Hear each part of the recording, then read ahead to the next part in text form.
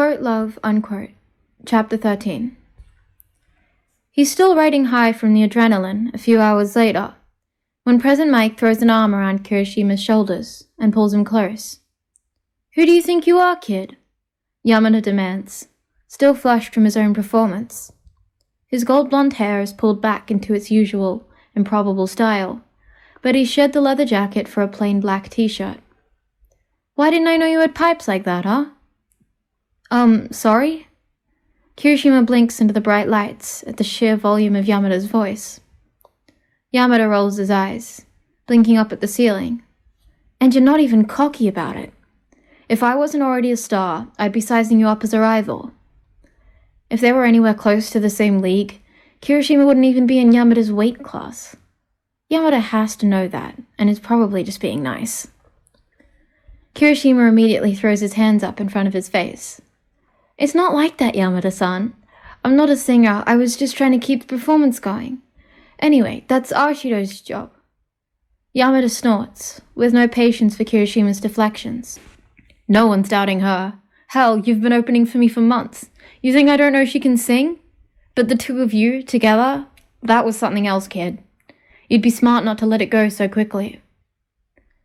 Kirishima is sure his face is as red as his hair. He really doesn't know what possessed him to sing tonight. Or he does, but doesn't want to face those emotions so directly. Yamada had invited them back to his penthouse apartment for an after-party of sorts. That was his last show in residence at the arena, and Riot's last time opening for him. Some executives from the label are around, along with everyone who'd been in the VIP box earlier in the evening. Kirishima gulps, remembering that last detail. The sitting room is massive, hardwood floors and glass walls that look out over the lights of the city. People are milling about with drinks, chatting and dancing, and looking out. Kirishima barely has time to register all the faces, as Yamada tugs him across the room. There's a sunken section of the room, where a handful of people are sitting on sleek leather couches. Kirishima recognizes a few familiar faces, before Yamada tugs him in front of a man who's draped over a couch like he might fall asleep on it at any moment. He's tall, with pale-looking skin and eyes surrounded by deep bags. His hair is dark, jaggedly cut and falling over his forehead and around his shoulders. He's dressed in all black, but instead of put together he seems careless. His clothes baggy, his face dotted with stubble. On the couch across from him are Bakugou and Sero. Bakugou has his arms crossed over his chest, brows furrowed as he broods. Sero, on the other hand, is waving his arms excitedly as he chatters to the tired-looking man.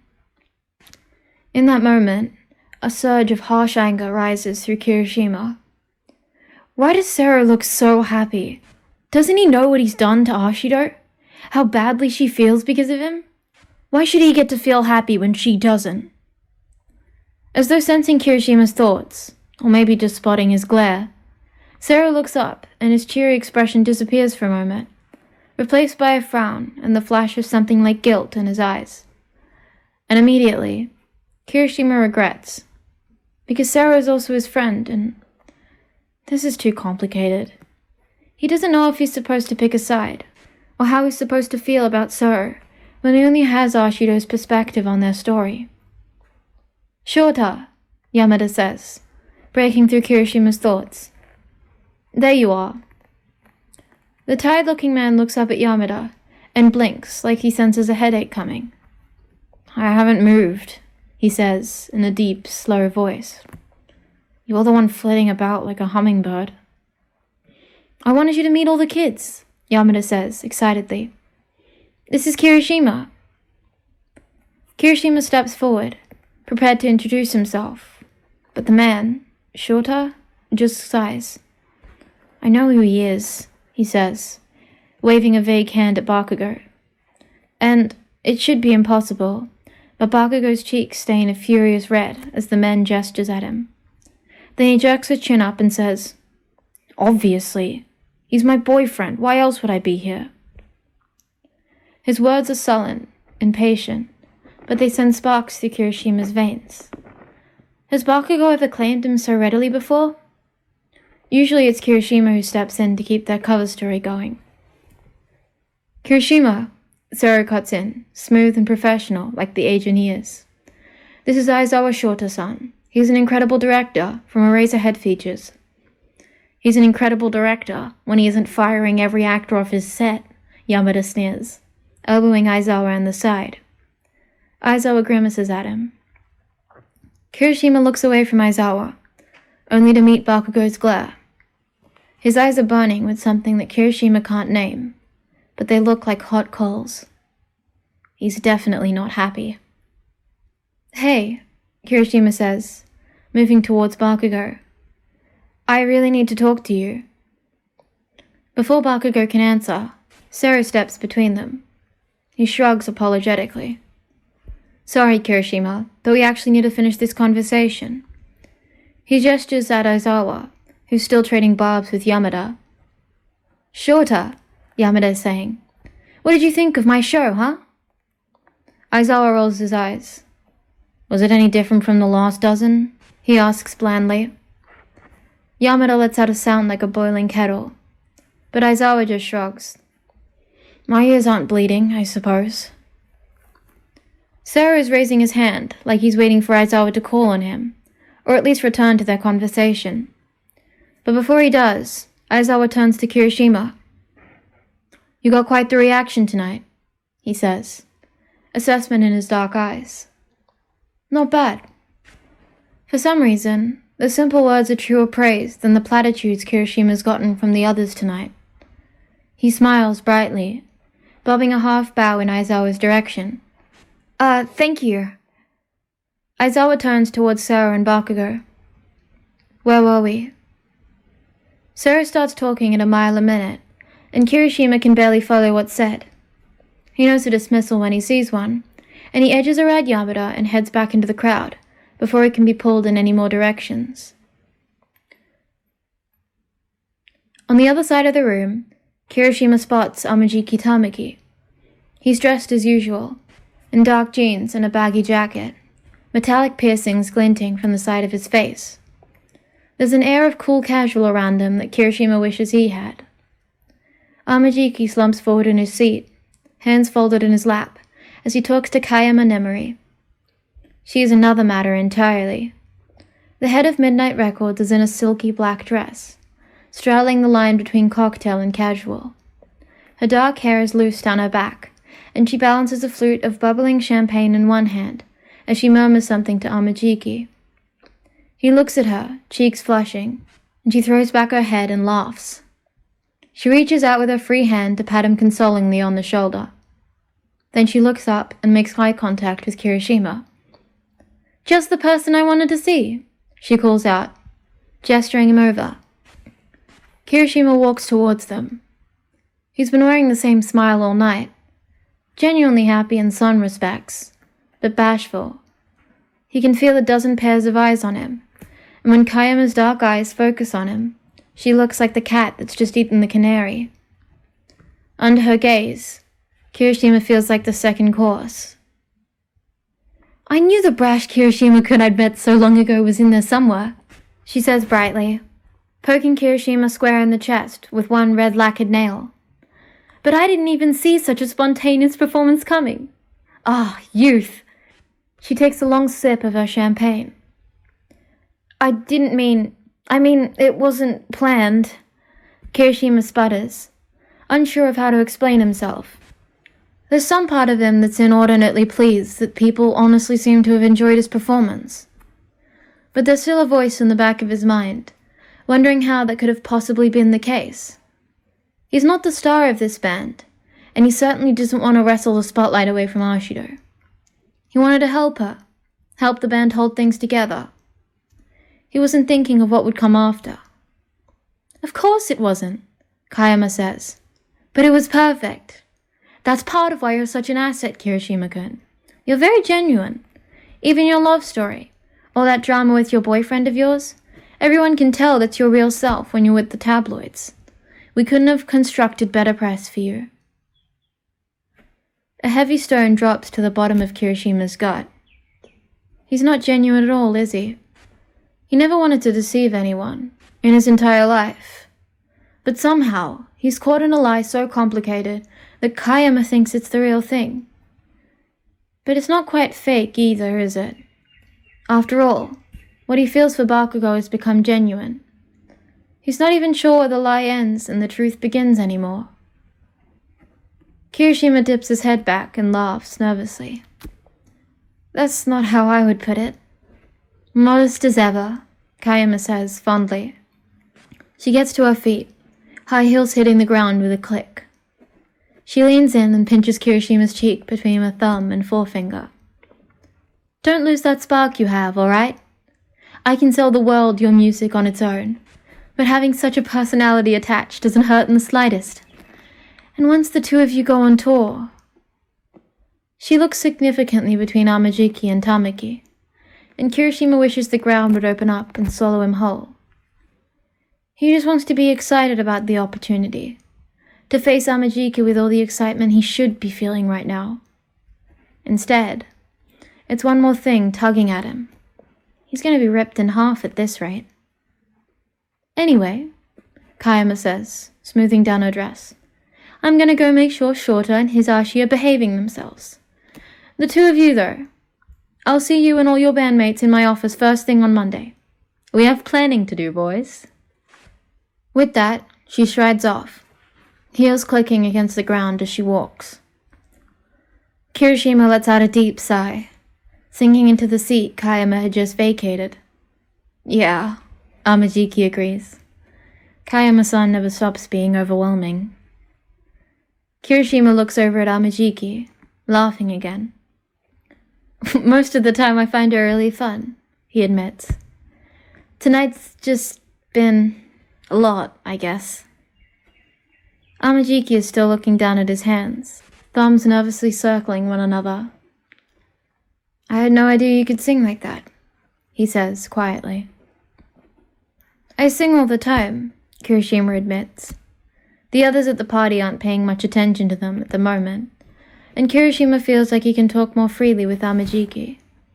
But just not... I tried in the past to sing in front of crowds, but I just couldn't do it. Amajiki purses his lips together like he's trying to hide a smile. And tonight was different?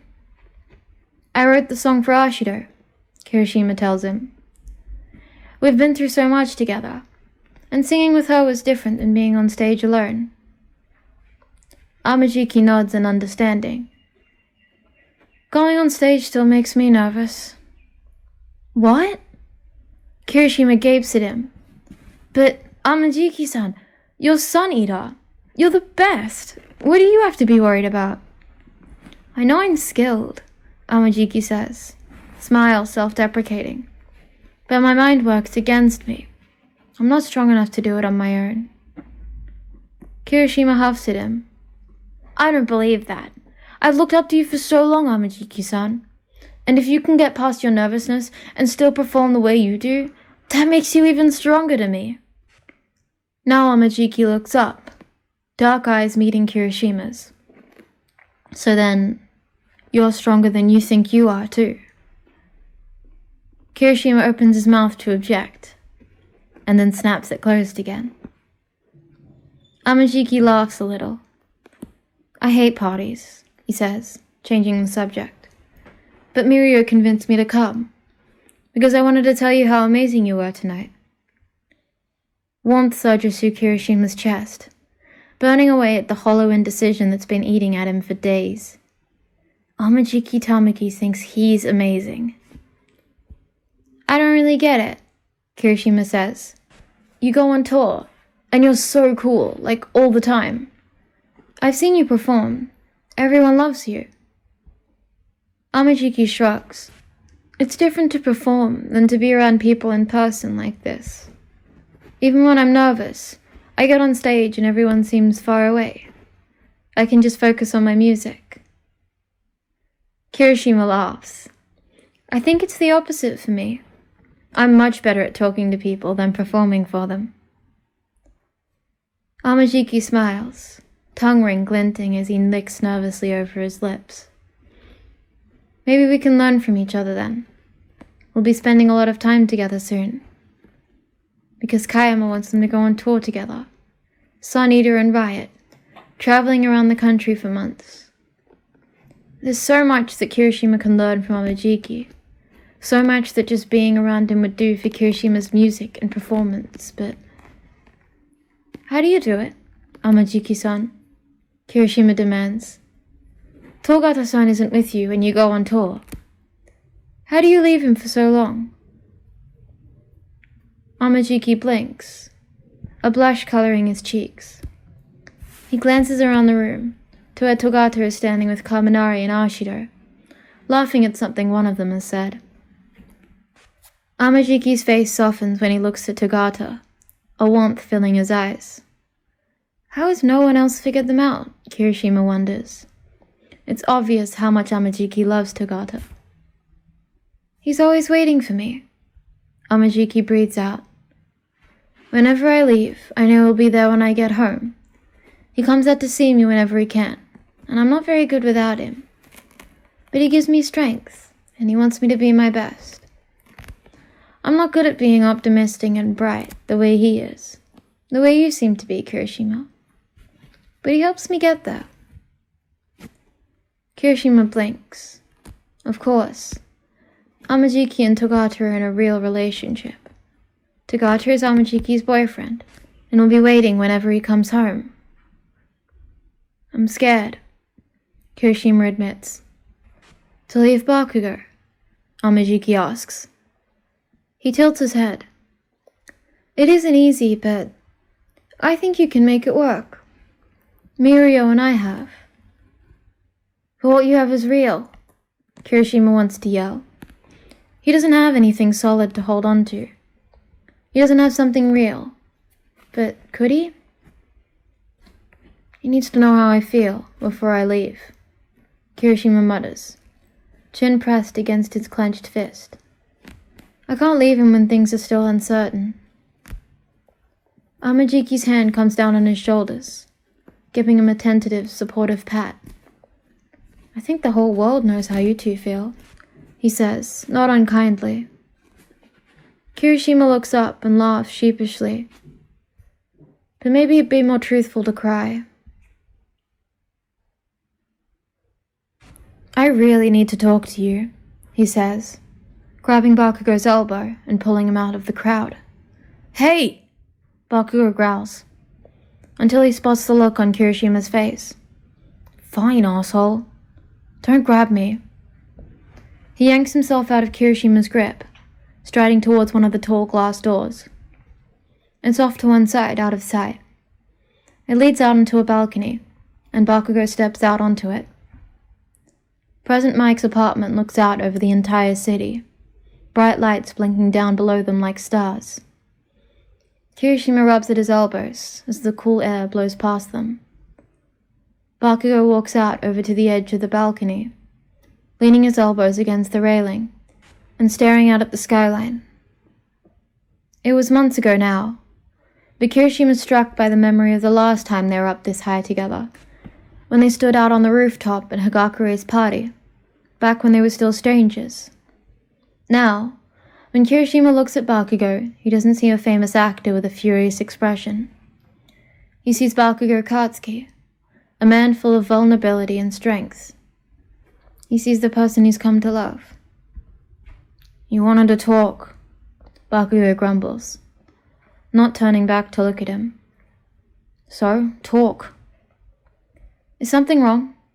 Kirishima says, instead of the words he's been mulling over in his head for the past half hour. You don't seem happy. Bakugou shrugs. Do I ever? Yes, Kirishima says, coming up to stand beside him. Maybe not the way other people do, but I know when you are. At least I think I do. Bakugou turns towards him just a fraction of an angle, enough for Kirishima to see the slow arch of his brow. At the diner, Kirishima mutters, embarrassed. He scratches at the back of his head. I mean, I had a good night, and I thought you did too, but you didn't call me after, and isn't that what people do after real dates? Bakugou says blandly. Well, yeah, but I I really wanted you to call me, Bakugou. It's enough of an admission that Bakugou turns more fully towards him, red eyes reflecting the bright lights of the city. His gaze feels like the heat of a fire, close enough to burn straight through Kirishima. You're pretty fucking brave tonight, aren't you? He says. And Kirishima can't even begin to pass his tone. Singing on a stage in front of hundreds of people, and then telling me you expect a goddamn phone call. What happened to being too scared for all of this, huh? Is Bakugou scolding him or praising him? Didn't he want Kirishima to work up the guts to sing in front of a crowd? And if he wanted that, does it mean he also wants this relationship to be more than a front? I'm really confused, Kirishima admits quietly. I have been, for a while now. I could have told you that. It's your fault, you know, Kirishima says suddenly, throwing up his hands. You keep trying to convince everyone that you're such an asshole, but guess what? I don't believe that anymore. I know you, and I know you're better than whatever you want everyone else to think. Bakugou blinks at him, like this is the first time Kirishima has truly caught him off guard. Shut the fuck up, he says. But the heat in his words has gone from a blazing inferno to crackling embers. Why did you do it? Kirishima wants to ask. Why did you show me parts of you that no one else has seen? Why did you show me things that would make me fall in love with you? Far below them, the lights of the city twinkle in and out of existence. Everything seems far away. The entire world. Everything Kirishima has been carrying around for so long. Right now, it's just him and Bakugou. And he has to get Bakugou to listen to what he has to say. Kayama-san wants us to go on tour, he says, all in a rush, as in the next step in promoting Riot, us and Sunita, nationwide. And that means I'd be gone for months, Bakugou. I wouldn't be able to see you, or take pictures for the press, or be your date to movie premieres. I'd have to be focused on my band. Do you understand? Bakugou crosses his arms over his chest, in a way that seems almost defensive. It's like he's trying to shield himself. So what? You want out? No, Kirishima cries, more fervently than he intends. No, that's not what I want at all. For a moment, something like doubt flickers across Bakugou's face. For a moment, he looks as open and vulnerable as he had when he'd been sick, and his guard had been down. Something genuine and insecure and hopeful shines in his eyes. Bakugou, Kirishima says, taking a step forward and reaching out to him. Bakugou, I'm gonna be in Aizawa's next movie. Bakugou spits out, stepping just out of Kirishima's grasp. That's what we were talking about before. What? Kirishima blinks. His production company is the artsy indie bullshit one inside of the same studio Yagi works for. Bakugou explains. Words coming fast but with clinical detachment. He does all sorts of weird shit that the critics lose their goddamn minds for. And he wants me to be in his next movie. That's great, Kirishima says, forcing a smile. I mean, if that's what you want. Bakugou shrugs, like he couldn't care less. It's shooting on location, he mutters. On Miyakojima. The resort island? Kirishima asks. Bakugou gives a curt nod. It's a summer beach movie. A romance. A summer romance doesn't sound like the special project Bakugou's been waiting for. Unless...